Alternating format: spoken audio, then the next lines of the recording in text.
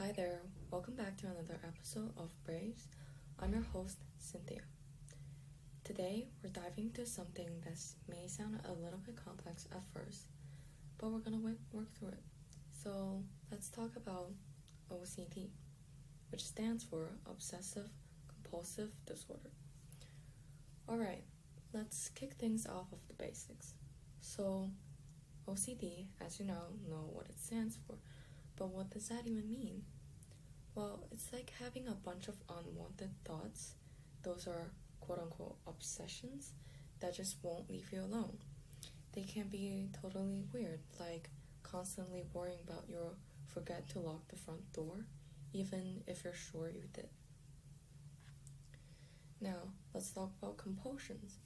So, these are actions that you feel like you have to do to make those annoying thoughts go away.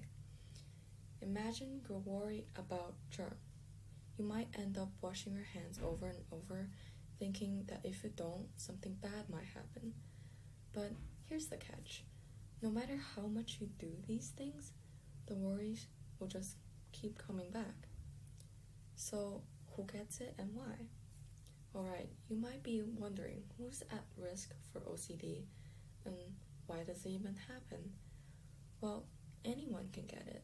No matter age or background, it's like the brain's wiring gets a little mixed up. Scientists now think there's a genetic birth to it, meaning if someone in your family has had OCD or is having OCD right now, you might be more likely to get it too. But don't stress. Having a family history doesn't mean you're necessarily getting it. Now, let's talk about our brain. So you know how it's like a super complex computer? Well, when it comes to OCD, certain parts of the computer aren't working well as they should. We've got these brain areas that deal with decisions, emotions, and habits. In people with OCD, those areas kind of go haywire, which is why the thoughts and action get all tangled up.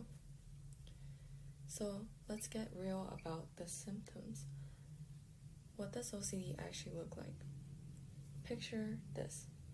You can't stop worrying about your things being dirty, so you end up cleaning your room for hours every day.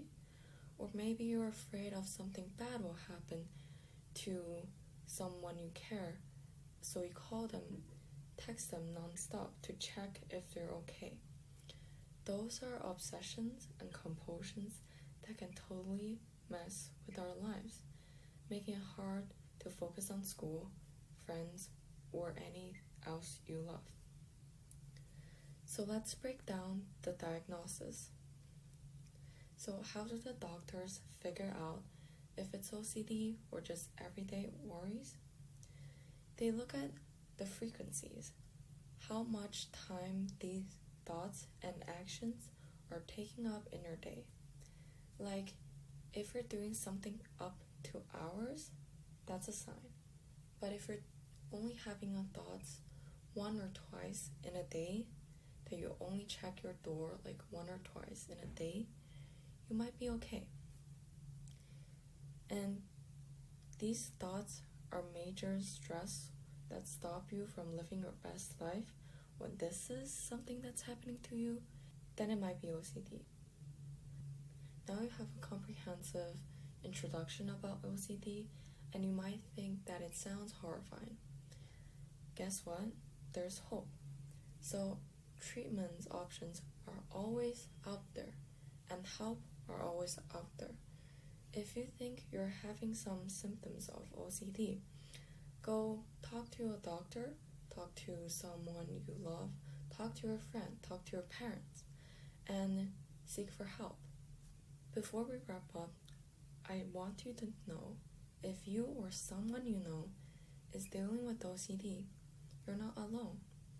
Speaking from personal experience, I have had OCD experience. But it's okay. We can get through that. It's more common than you might think, and lots of people have learned to manage it, and they have led to awesome lives too. Reach out to a trusted adult a counselor, a doctor, if you need support. You got this. Alright, let's wrap up our episode about OCD.